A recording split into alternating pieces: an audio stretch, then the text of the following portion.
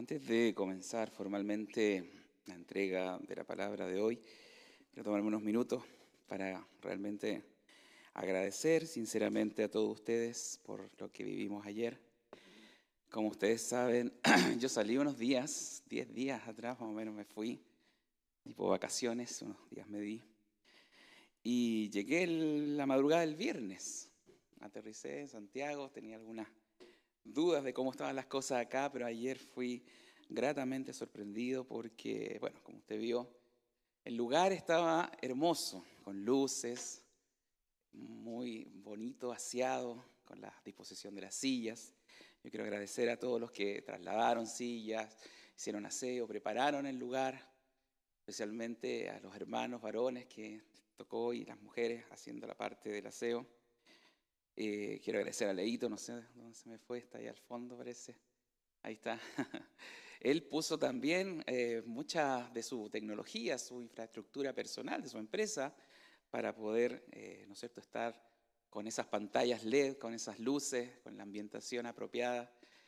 Ver a mis hermanas, ¿no es cierto?, también a cargo con Giselle de estar preparando lo que fue esa bonita coinonía, esa cóctel que vivimos al final, fue también muy lindo. Todos aportaron bebidas, tengo entendido.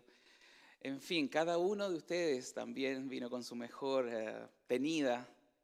Hicieron realzar la ceremonia porque se veía un salón hermoso, lleno, con todos contentos, emocionados, por supuesto. Yo no quiero seguir insistiendo en eso para que no nos volvamos a emocionar de nuevo, pero realmente agradecidos de ustedes, de la iglesia, del compromiso que se vio. Como les decía, yo quedé con cierta duda si todo iba a andar muy bien, porque a uno le gusta estar ahí tomando decisiones o supervisando, pero el Señor en realidad también los usó mucho y gracias a Dios por ese momento especial que nos reafirma como iglesia. No es solamente el reconocimiento pastoral, sino con una identidad como iglesia, con una ventaja de sentirnos, ¿no es cierto?, una comunidad firme, autónoma, que está creciendo, que está avanzando, y de verdad, tómelo así. Planifiquemos ahora el 2026, miren, muchos nuevos desafíos, siempre esto va increciendo y tenemos que estar contentos por lo que ayer vivimos, pero también ahora que vienen las fiestas, ore, busque al Señor, tanto por sus temas personales, familiares, pero también poniendo en oración a la iglesia y viendo qué Dios me va a mover a hacer en servicio a su iglesia. Así que muy agradecidos por todos y pasemos a hacer el trabajo que ustedes ayer me encargaron de seguir enseñando la palabra. Abra su Biblia, por favor, en el Evangelio según San Mateo. Estoy un poco también afónico, así que me perdonará si me sale ahí algún gallito. Abra entonces su Biblia en Mateo capítulo 26. Estamos en los últimos capítulos del Evangelio, vamos a leer del 30 al 35. En el antiguo Japón, en la época feudal, medieval del Japón, existía un rito que se hacía de manera común. Lo vemos en películas, en series. Era un rito suicida. Era un gesto, digamos, trágico, mortal, donde una persona con un arma de filo corta se visceraba, se abría el vientre y moría, por supuesto, bajo esa inflexión de dolor y de herida. Eso ya está proscrito, afortunadamente la ley lo impide, pero se hacía, como ustedes deben saber, lo haber visto en algunas películas, se hacía principalmente dos razones. Una, por supuesto, cuando la persona caía en manos del enemigo, ellos preferían suicidarse de esta manera, con este harakiri, así se llama, en vez de ser, ¿no es cierto?, objeto de escarnio por parte de los que lo habían apresado. Y también se usaba en el tema del honor, cuando había una falta de honor, especialmente cuando había una traición, esa persona tomaba el cuchillo y asimismo se inmolaba, se suicidaba de esta manera ritual, con un harakiri, porque la vergüenza de haber sido un traidor, ¿no es cierto?, no le permitía seguir viviendo. Usted se preguntará qué tiene que ver esto con lo de hoy. Bueno, porque tiene mucho que ver, porque lo que vamos a ver es una famosa traición sindicado siempre Judas, que ya la conocemos, ya lo vimos, pero hoy día vamos a ver ese episodio triste del apóstol Pedro, y no solo de él vamos a aprender hoy día, en su traición al Señor. Y también, más que apuntarlo a él y pensar en él como el único traidor, tenemos que ver nosotros cómo reaccionaríamos a esas circunstancias que ellos vivieron. Cómo nosotros realmente también nos vamos a dar cuenta que de alguna manera traicionamos a Dios todo el tiempo. Nos vamos a poner en sus zapatos, vamos a mirar ese texto y realmente vamos a descubrir realmente si también somos parte de ese grupo de hombres, esos 12 que traicionaron también a nuestro Señor. Así que le invito a ponerse de pie. Vamos a leer juntos los versículos correspondientes del 30 al 35 y vamos a orar por ellos para explicarlos. Dice así Mateo 26:30: y cuando hubieron cantado el himno, salieron al monte de los olivos. Entonces Jesús les dijo: todos vosotros os escandalizaréis de mí esta noche, porque escrito está: heriré al pastor y las ovejas del rebaño serán dispersadas. Pero después que haya resucitado, iré delante de vosotros a Galilea. Respondiendo Pedro le dijo: aunque todos se escandalicen de ti, yo nunca me escandalizaré. Jesús le dijo: de cierto te digo que esta noche, antes que el gallo cante, me negarás 3 veces. Pedro dijo: aunque me sea necesario morir contigo, no te negaré. Y todos los discípulos dijeron lo mismo. Amén. Puede tomar asiento. Oremos un momento. Señor, te damos gracias una vez más por estar reunidos en torno a tu palabra. Como ayer, Señor, comentábamos, me das el privilegio, el inmenso honor, Señor, de liderar esta iglesia, pero también, Señor, de compartir y enseñar tu mensaje, Señor. Son tus palabras, son tus acciones, Señor, y queremos reconocer que tú eres el dueño de esta iglesia, el dueño de esta vida, y que dejaste, Señor, marcado en las palabras, Señor, que escribieron los apóstoles, realmente una fuente de bendición para cada uno de nosotros. Que podamos explorar este texto con humildad, con mansedumbre, que podamos entender realmente las razones que llevan a estos procesos de traición y que nosotros podamos ser diferentes y mejorar en nuestro actuar contigo. Bendice tu palabra, Señor. Te pido por aquellos que nos escuchan, también por las redes, Señor, aquellos que están lejos, aquellos que ayer tampoco pudieron participar, Señor. Nos acordamos de nuestros hermanos que han estado lejos, Señor, especialmente Esteban y Scarlett. Bendíceles también. Y que tu palabra siga corriendo por esta ciudad, que siga avanzando tu reino en medio nuestro. Te lo pido en el nombre de Jesús. Amén. Bueno, tenemos un texto muy interesante, muy conocido tal vez. Esta historia es retratada muy bien, a veces en las películas. Pero tenemos que adentrarnos en lo que dice el texto directamente. Una de las cosas que, no sé si a usted le llama la atención, estamos en un episodio que se da en un contexto de fiesta, una fiesta judía. Estamos alrededor de la Pascua, usted ya lo sabe, lo hemos dicho en otras oportunidades. Esta última semana de vida de Jesús se da justamente en una fiesta nacional, una fiesta que podría ser similar a nuestro 18 de septiembre, donde todo Israel concurría a la capital, a Jerusalén, estaba en fiesta. Ellos habían cenado, recuérdenlo, un poquito antes, pero Jesús tenía claro a lo que iba, sabía lo que iba a pasar en esa Pascua, en esa fiesta nacional, y se estaba dando este contexto de hablar con sus discípulos. Ellos habían terminado de cenar, habían cantado el himno, ya vamos a ver qué significa eso, pero yo destaco mucho nuestro carácter, el carácter estable, firme del Señor, que no se está victimizando, que no está haciendo, podríamos hacerlo nosotros en un contexto así, puchero, negando o no queriendo hacer la voluntad de Dios marcada para su vida, que era entregarse a morir en la cruz.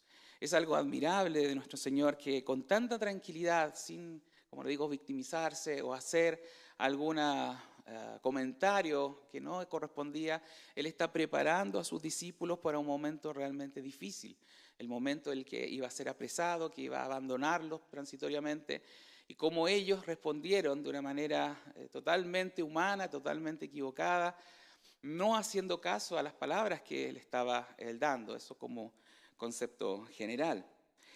Y mire, empieza este texto en el versículo 30, como le decía, con algo que aparentemente, según lo que estamos leyendo, era tradicional de la fiesta. vemos y dice el texto que cantaron el himno. Aparentemente, durante las fiestas se comía la cena pascual, que ya se conversó, ¿no es cierto?, que se hacía con panes sin levadura, con hierbas amargas, que les recordaba su salida de muchos años atrás con Moisés, del Éxodo. Ellos tenían esa cena, ellos se juntaban en familias, comían, ¿no es cierto?, y había ¿no es cierto?, un recuerdo de la historia nacional. Al igual, como le digo, que nuestro 18 de septiembre. Y también cantaban. Y es interesante ya notar ese punto, como nuestro Señor Jesús, que también vivió entre nosotros como un hombre, como un hijo nacido de mujer, también cantaba, también lloraba, también hacía lo que cualquiera de nosotros haría. Y él cantó con ellos unos cánticos especiales. Y ahí viene un poco la pregunta, ¿qué cantaban? ¿Qué es lo que era el contenido de ese himno? No era cualquier canción, y estuve averiguando para contarles que realmente son pasajes específicos de la Escritura lo que se cantaba tradicionalmente en esa fiesta. Quiero invitarles a leer algunos de esos fragmentos, porque son tres salmos que generalmente eran parte de la composición de la canción de esas Pascuas. Y son los salmos del 116 al 118 que se cantaban de manera ritual, por eso dice el himno, eran unas canciones conocidas que ellos ya seguramente aprendían desde pequeños y la repetían año tras año en la fiesta de la Pascua. Y le voy a leer algunos versículos del Salmo 116 y también del Salmo 18. El Salmo 18, de hecho, es uno de los salmos más repetidos de la Escritura, más citados del Antiguo Testamento, y que son interesantes porque nos muestran el momento, exactamente el momento que reflejan lo que Jesús estaba viviendo. Y aún así Jesús tuvo fuerzas, tuvo alegría, tuvo de fiesta para poder cantar el himno sin ningún problema. Miren lo que dice el Salmo 16, los versículos 3, 5 y 6. Dice el Salmo, me rodearon ligaduras de muerte, me encontraron las angustias del Seol. Angustia y dolor había yo hallado. Clemente Jehová y justo, sí, misericordioso es nuestro Dios. Guarda Jehová a los sencillos. Estaba yo postrado y me salvó. Mire este salmo cómo habla de estar asediado por la muerte, a punto de morir, y cómo Dios levanta su salvación en medio de esas malas circunstancias. El Salmo 18, voy a leer versículos 6, 7, 17 y 18. Dice, Jehová está conmigo, no temeré lo que me pueda hacer el hombre. Mejor es confiar en Jehová que confiar en el hombre. No moriré, sino que viviré, y contaré las obras de Yahvé.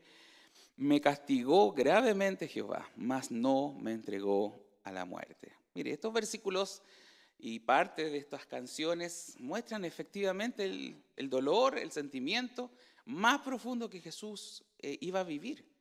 Y son realmente dolorosos, hasta contradictorios, podríamos decir, que alguien a punto de sufrir una muerte estuviera cantando con sus queridos discípulos. Pero Jesús tenía esa entereza, tenía ese carácter firme, sostenido, no solamente en estos versículos, en estos pasajes o en este anuncio de muerte, sino porque se refugiaba un Dios. Aquí hay un llamado de atención, creo, de saber que hay que cantar independiente de las circunstancias.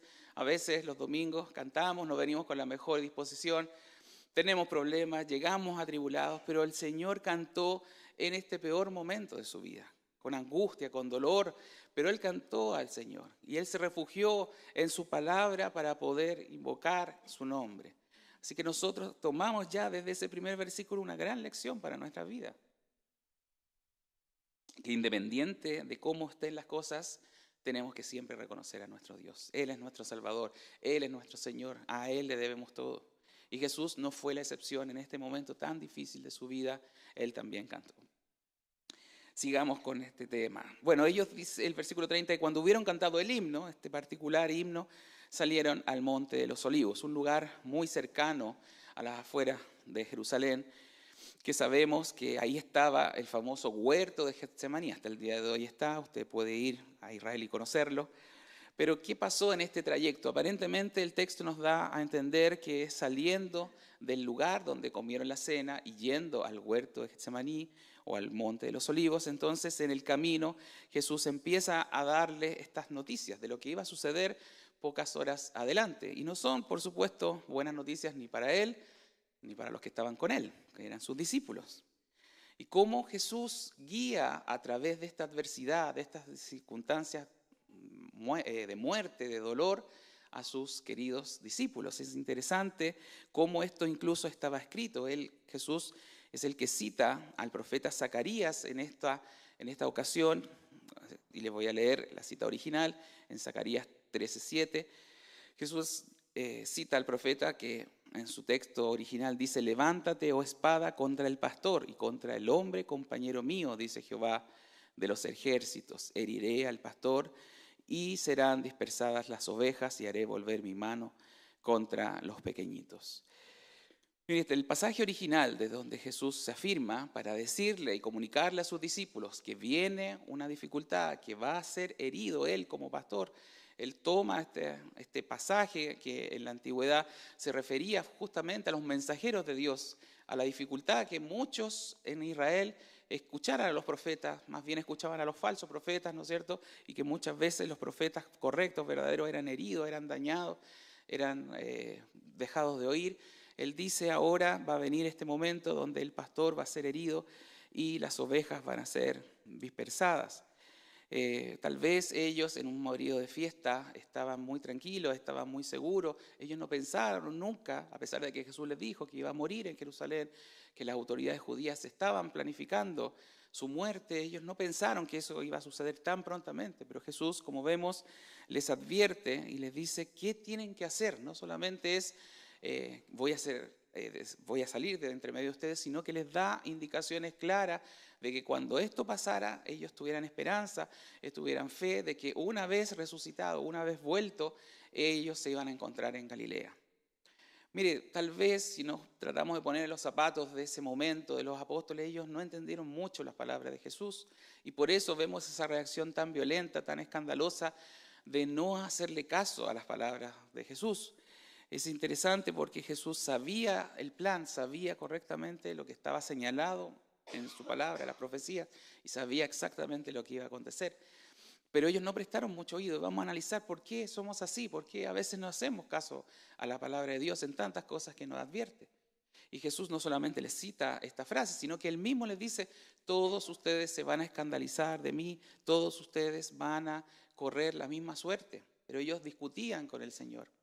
Pero Él los anima, Él les dice: no se preocupen, cuando esto pase, cuando yo resucite, nos vamos a encontrar en Galilea, algo que sucede y que nos muestra en particular el Evangelio de Juan, en el capítulo 21 en adelante, nos muestra cómo Jesús se reencuentra en la playa con sus discípulos cuando Pedro volvió a pescar y ahí se les aparece al borde de la playa. Bueno, lo que quiero destacar es justamente este dominio propio de Jesús en medio de estas circunstancias, cómo Él tenía la entereza, la seguridad, la confirmación divina, la guía de la palabra para señalar, para guiar, para hablar con sus discípulos de manera segura, tranquila. No vemos en ningún momento a un Jesús, como le digo, escandalizado, temeroso o angustiado. A este momento sabemos que en Getsemaní Él va a orar y va a llorar lágrimas de sangre, pero para este momento Él estaba con un dominio propio, con una perspectiva divina de lo que iba a venir. Y aún así, a pesar de que ellos le explicaron, Jesús le explica a partir de la palabra y a partir de sus propias palabras, los discípulos no quisieron escuchar a Jesús. Jesús les dijo: todos se van a escandalizar, todos van a, en realidad, negarme esta noche. Y quiero examinar esa palabra, escandalizarse, porque normalmente nosotros la ocupamos de otra manera, ¿no? Cuando hablamos de escándalo, nosotros no pensamos en alguien que hace un alaraco o alguien que de alguna manera, ¿no es cierto?, se sobresalta en alguna circunstancia, a veces por sorpresa. Pero la palabra escándalo, según el diccionario, también tiene algunos significados que van muy de la mano de lo que sucede acá. Según el diccionario, escándalo es provocar indignación, sorpresa o rechazo por algo que se considera indecente, inmoral o no apropiado. Si nosotros pensamos en esa definición de escándalo, eso es lo que ellos estaban pensando. Era un escándalo que Jesús le dijeran: ustedes me van a negar, ustedes van a traicionarme, ustedes van a decir y van a negarme. Los apóstoles todos dijeron: no, no es posible, nosotros vamos a dar la vida. Y Pedro es el por supuesto, como se ve en el texto, es el que más escándalo hace, el que más rechaza, si consideramos escándalo eso, es el que más rechaza la idea del propio Dios de decirle, ¿sabes qué? No va a pasar esto, yo mi vida daría por ti. ¿Cuántos de nosotros hemos dicho a veces, hemos sido casados por nuestras palabras, diciendo más o menos lo de Pedro? Señor, como decía nuestro hermano José Luis al principio, ¿cuántas veces hemos dicho, no, voy a hacer esto y vamos y de cabeza lo hacemos? Y en realidad yo quiero centrarme en este tema, en el tema del escándalo y del rechazo y la negación que finalmente hubo, porque muchas veces nosotros tenemos, bajo ciertas circunstancias, damos promesas, hacemos compromisos que no somos capaces de sostener en el tiempo. Y este pasaje nos lleva finalmente a entender por qué somos así, por qué somos, ¿no es cierto?, traidores. Y por eso le puse a la prédica ser un traidor. Y vamos a tratar de analizar un poquito por qué llegamos a estos, de la misma manera que los discípulos, somos traidores al Señor. ¿Por qué muchas veces nos cuesta sostener la palabra? Y vamos a ver algunas causas que creo que nos van a representar. Primero, normalmente nosotros prometemos, como decía también José Luis, a la ligera, sin responsabilidad sobre lo prometido. ¿A cuántos de nosotros nos ha pasado que muchas veces, ¿no es cierto?, alguien nos pide una ayuda, oye, ¿me puedes ayudar, no sé, a hacer anda de viaje, acompáñame en un viaje, o anda a ayudarme a arreglar la casa? Y nosotros de muy buena y rápida respuesta decimos, sí, claro, no hay problema. Pero cometemos el error de no preguntarle a nuestra esposa y de saber que tenemos un compromiso previo y de decir, no puedo, ¿sabes qué? No puedo lograr, no puedo comprometerme con eso. Muchos de nosotros hacemos compromisos y ese es el grave problema de por qué traicionamos nuestra palabra sin tomar el peso de la responsabilidad, sin preguntarnos, ¿realmente puedo hacer esta promesa? ¿Puedo comprometerme en algo? Normalmente decimos, pero no miramos las consecuencias, no miramos los recursos que tenemos, no miramos si tenemos el tiempo y fracasamos en nuestros compromisos por una razón muy simple, no mirar lo que estamos comprometiendo. Ahora en cuestiones de fe, y ese es el asunto hoy día, es mucho más importante, como lo leía, ¿no es cierto? Y les recuerdo lo que se leyó al principio, cuando a Dios haces promesas en Eclesiastés 5, 4 y 5, no tardes en cumplirlas. Porque Él no se complace en los insensatos, cumple lo que prometes. Mejor es que no prometas, y que prometas y no cumplas. El Señor es claro en este tema y todos nosotros hemos fracasado en eso, en incumplir nuestros compromisos con Dios. Especialmente yo quiero tocar un tema aquí particular que se da en muchas iglesias. La gente llama muchas veces a comprometerse con Dios, a pasar adelante, a recibir a Dios. Así le dicen, haga una decisión por Jesús. Imagínense lo que implica hacer una decisión por Jesús, de comprometerse toda la vida de seguirlo, de toda la vida hacerse cristiano. Y lamentablemente se hacen llamados al altar o le dicen levante sus manos si usted quiere recibir a Dios, si usted decide por Jesús, si usted quiere ir al cielo. Y realmente hacer una promesa delante de Dios de esas características, créame que es sumamente importante, sumamente difícil a la vez. Para eso sabemos y no podemos desconocer que primero tiene que el Espíritu Santo convencernos de que estamos mal, que necesitamos, ¿no es cierto?, a Dios. Él tiene que hacer una obra interna. Por lo tanto, la decisión que vamos a tomar no viene directamente motivada por nuestra inteligencia, por nuestra capacidad, sino porque Dios hace un cambio en nosotros para poder decidir y comprometerme con Dios. Y hacer un compromiso de esa característica, de destino eterno, de a dónde vamos a terminar nuestras vidas, debe ser tomado con seriedad. Pero lamentablemente, le digo, en muchas iglesias se le dice a las personas, después de una prédica que a veces puede ser muy emotiva, como la de ayer, muy contentos, estamos todos muy alegres, y decir con facilidad, me comprometo a seguirte, Jesús. Me comprometo a dar mi vida por ti, como lo hicieron los apóstoles. Entonces, hay que tener cuidado cuando comprometemos algo para Dios. Y no me refiero a un compromiso con la iglesia, me refiero con un compromiso al Señor. Entonces no podemos, en cuanto a la salvación, por ejemplo, pedirle a las personas que levanten la mano, hagan una oración y resumir una decisión importante de vida en algo emocional, en algo del minuto, sino que debe ser pesado eso, debe ser medido y debe ser, por supuesto, conversado, no solamente una vez, a lo mejor muchas veces.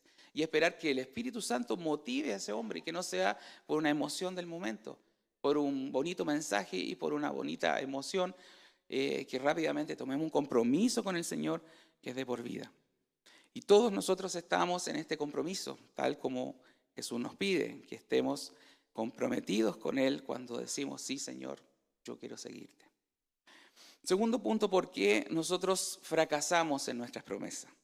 Mire, nosotros, y aquí se ve claramente en la historia, mantenemos una promesa mientras permanezcan las condiciones seguras. Pensémoslo bien francamente. ¿Por qué los discípulos hasta ese momento estaban tan contentos, estaban tan emocionados? Porque estaban viviendo una fiesta donde ellos cantaban, habían comido, tenían la guatita llena, ¿no es cierto?, felices. Hubo vino, recuerde, la cena era vino, pan, ¿no es cierto?, algunos otros alimentos. Estaban satisfechos, estaban contentos, habían cantado el himno y van de camino al huerto a pasar la noche, a descansar, a reposar. Y de repente Dios les dice, ¿saben qué? Ustedes me van a negar, ustedes se van a escandalizar de mí, ustedes me van a rechazar. No era a lo mejor el momento, uno diría, ¿por qué Jesús tuvo que darle ese mensaje en ese momento que no era tan, iba a ser bien recibido? Pero Jesús es honesto con nosotros y nos dice, y nos menciona, en este caso, a los apóstoles, les dice, a pesar de ese momento tan hermoso, Él los interrumpe, les dice, miren, me van a rechazar. Y ellos, como se sentían seguros, como no había ningún problema, nunca nadie pensó que en la misma noche, que en pocas horas después, en medio de una fiesta nacional judía, iba a ser Jesús apresado.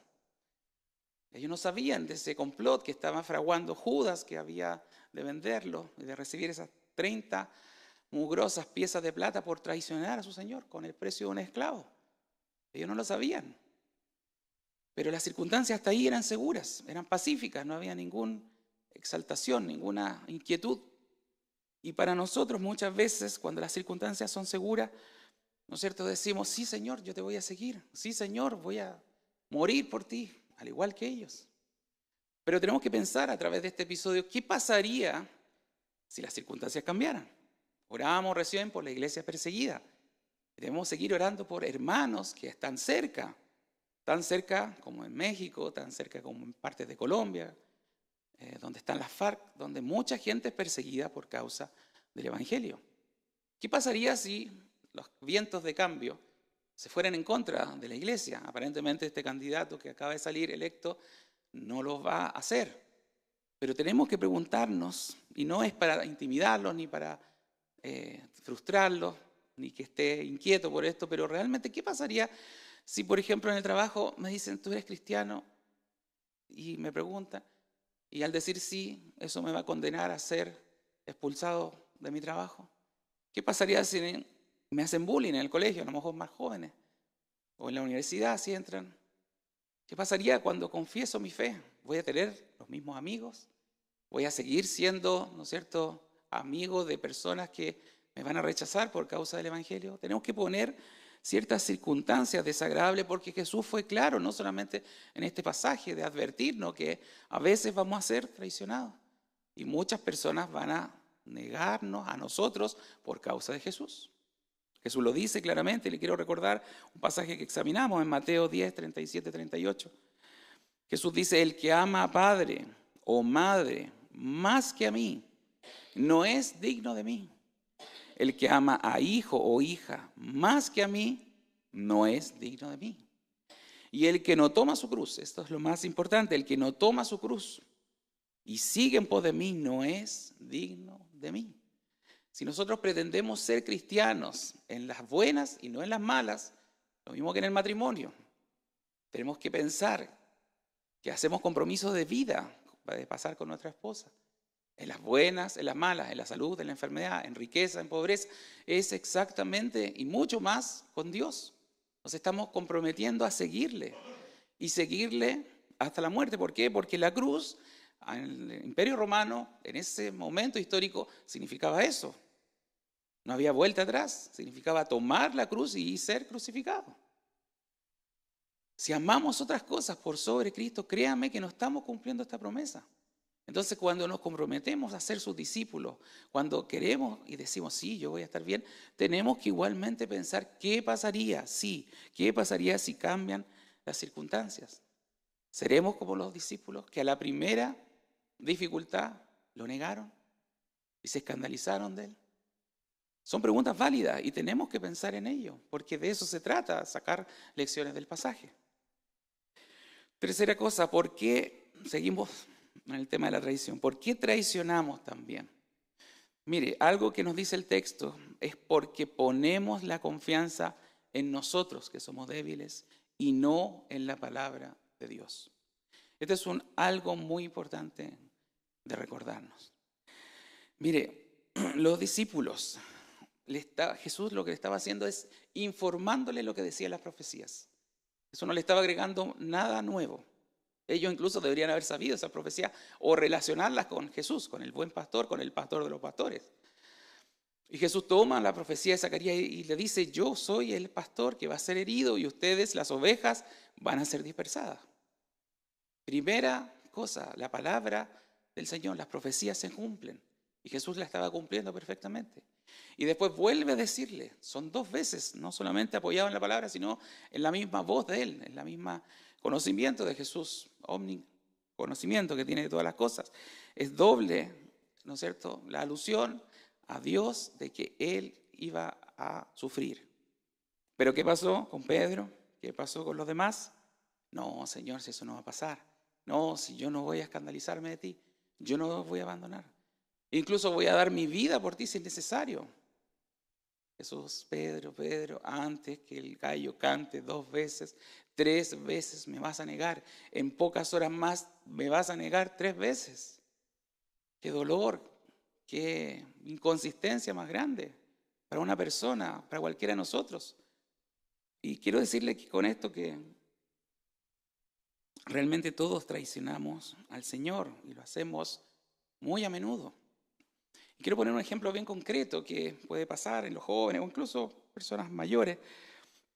Cuando, por ejemplo, en el caso de ponerse de novio y querer casarse, mire, la Biblia, la palabra de Dios es clara y tenemos que enseñarle a nuestros hijos eso.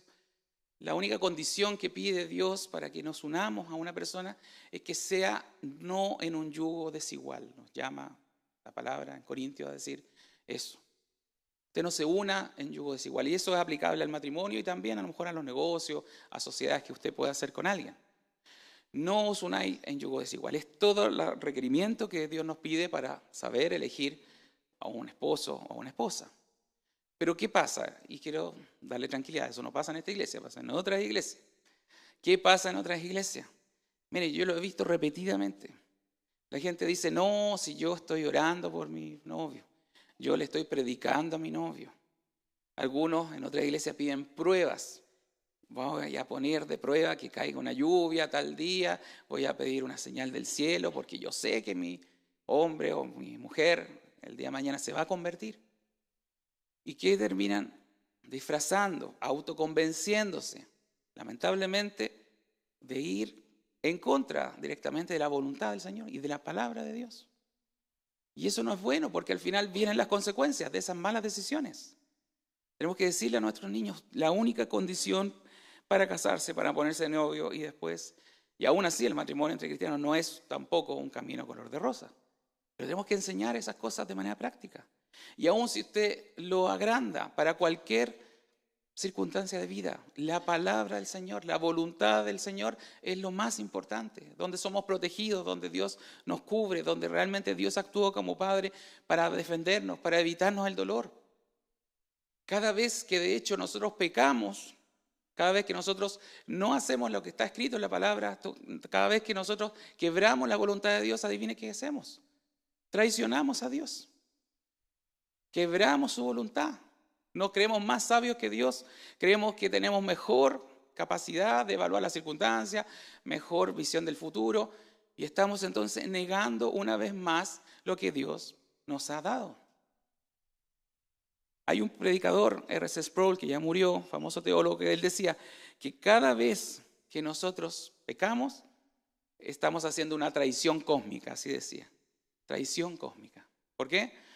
Porque el dueño del universo, el que nos dio la vida, el que sostiene todo lo que nos rodea, es Dios. Y lo traicionamos a Él al pecar, al desobedecer, al no someternos a su palabra.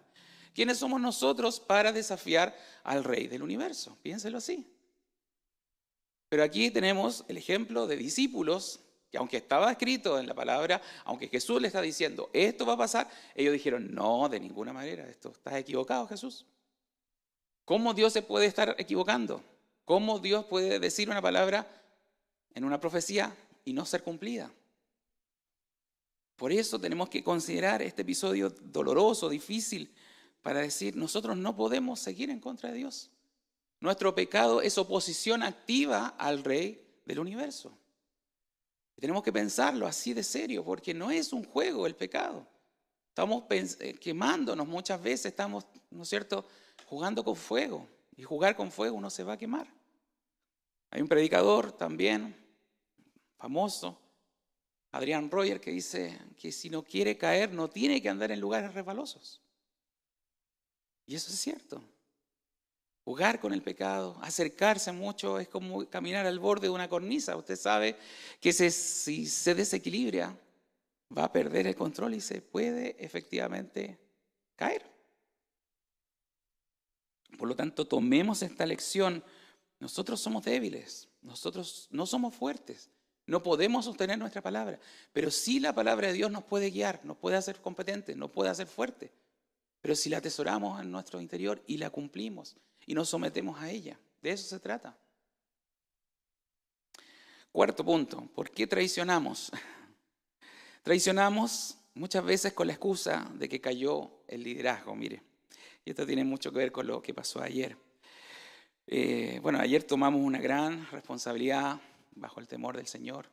No crea que no fue fácil a mí y a Juan Manuel de decidir eso, un proceso de hartos meses de pensar en este reconocimiento, porque estamos haciendo una promesa delante del Señor, que es seria.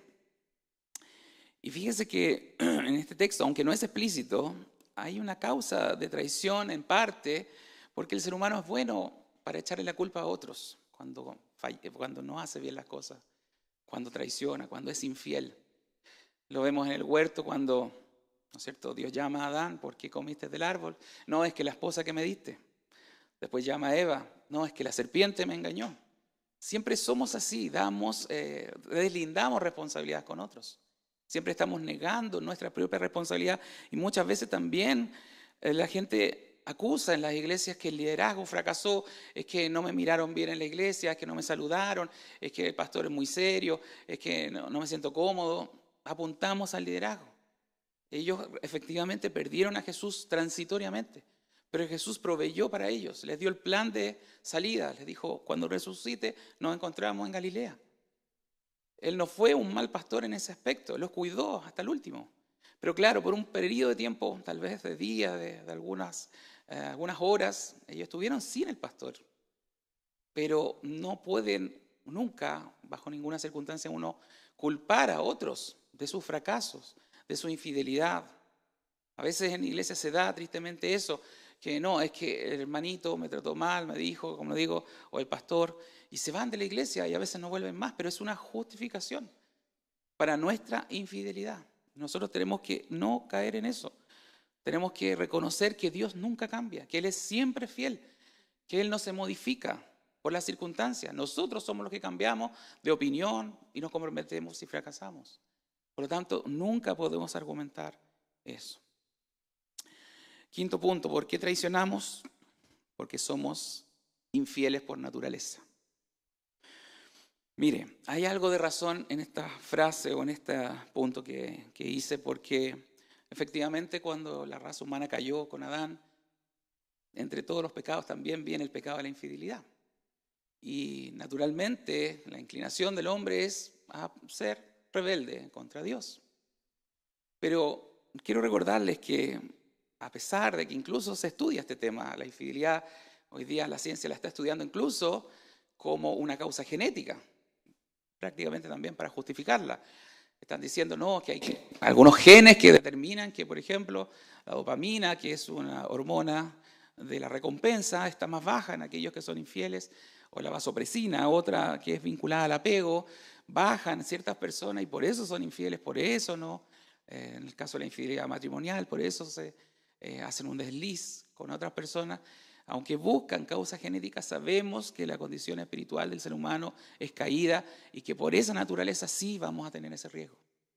Pero sabe, hay una buena noticia, porque el Señor no solamente nos da nuestra naturaleza caída desde Adán, cuando nacemos, pero Él viene con otra naturaleza, que lo hemos conversado los martes. Él pone en nosotros el Espíritu Santo, pone la semilla de Dios en nosotros. Y somos nacidos de simiente divina también. Por lo tanto, tenemos, por medio del Espíritu Santo, eso que habla Filipenses 2:13, el querer y el hacer por su buena voluntad. Está en nosotros la posibilidad de no comportarnos como el mal ejemplo que nos dan los discípulos acá, de comprometernos y cumplir nuestras promesas, de realmente servir al Señor hasta la muerte. Por lo tanto, no estamos solo en esto y es bueno que nos eduquemos porque a veces la gente ocupa el fracaso, la infidelidad como una excusa. Dicen, no, es que todos los humanos fracasan, el errar es humano, perdonar es divino, y usan muchas frases similares. ¿Para qué? Para justificar que nosotros pecamos. Pero el Señor nos ha dado ventaja en los creyentes porque nos da su Espíritu y nos da la fortaleza y nos da a Dios mismo en nosotros para poder lidiar con todas las tentaciones.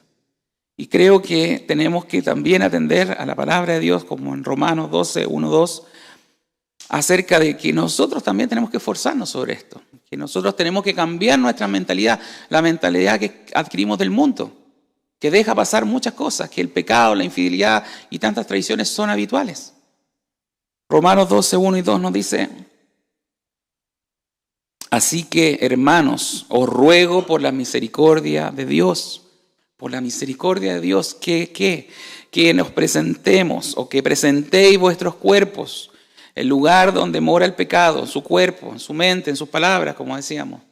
Que presente vuestros cuerpos en sacrificio vivo, santo, agradable a Dios, que es vuestro culto racional.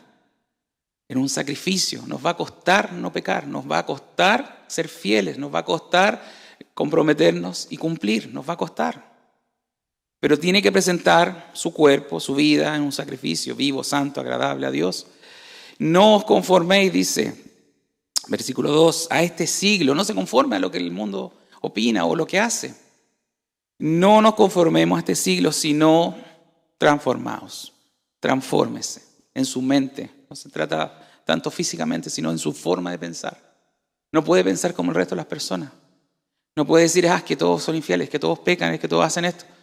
No, tenemos la simiente de Cristo, tenemos la vida del Señor. Él murió para rescatarnos y para hacer los cambios. Ayer destacaban el nombre de nuestra iglesia, Cambio en Cristo. Eso es lo que queremos para cada uno de nosotros, cambio en o por Cristo. Entonces tenemos que esforzarnos, tenemos que sacrificarnos, sufrir un poquito para no traicionar a Dios, para no pecar más. ¿Para qué? Para que comprobemos, y así vamos a comprobar cuál es la buena voluntad de Dios, que siempre es buena, es agradable, es perfecta. Finalmente, hermanos, con esto quiero terminar, que mire, cuando leemos este texto, tenemos que admitir que todos somos traidores. No podemos andar con ambajes o con sí, que no, parece que no. Todos hemos traicionado al Señor. Todos lo hemos negado de alguna u otra manera. A veces en pensamiento, a veces en acto, a veces en palabra. Nos han preguntado, como ponían en ejemplo, si eres cristiano, y a veces lo hemos negado. O nuestros actos no hablan de ser una persona cristiana. Eso es terrible, eso es doloroso. Cuando nos damos cuenta de eso, cuando realmente reconocemos que hemos sido deshonestos con Dios e infieles, debiésemos realmente ser como Pedro. Bueno, la historia con Pedro sigue, usted sabe.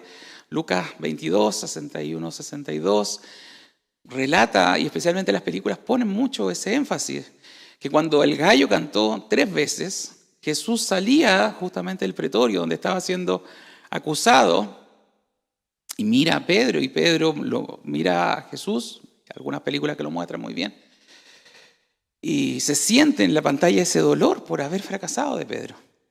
Y él sale y dice la Escritura en Lucas que llora amargamente. Tenemos que llorar por nuestro fracaso.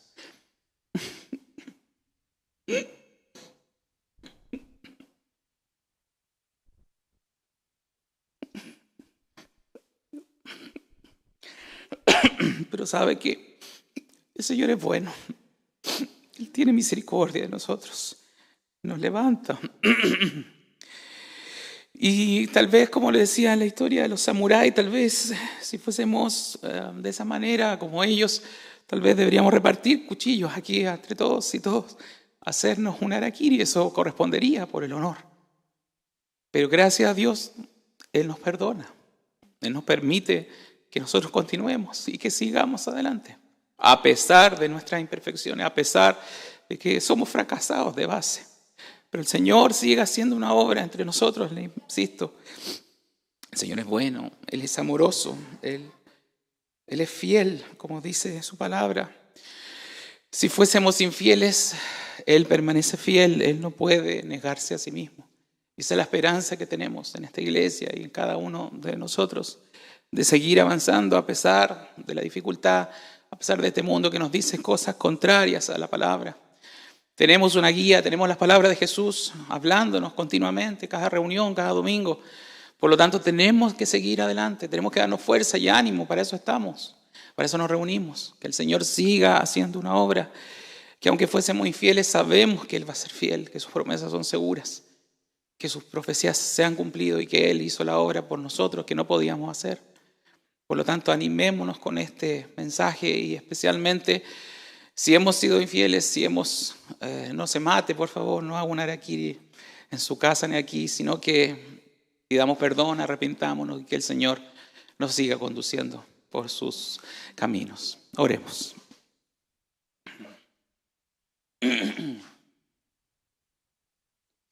Padre amado, Padre santo, te damos tantas glorias a ti, Señor. Primeramente por haber enviado a Jesucristo, Señor, haberlo enviado a este mundo a pagar por nosotros, Señor. ¿Quién sería de nosotros si no hubiesen muerto y resucitado después para perdonar y salvar nuestras vidas? ¿Cómo no darte las gracias por ese gran amor, por esa gran misericordia que tuviste?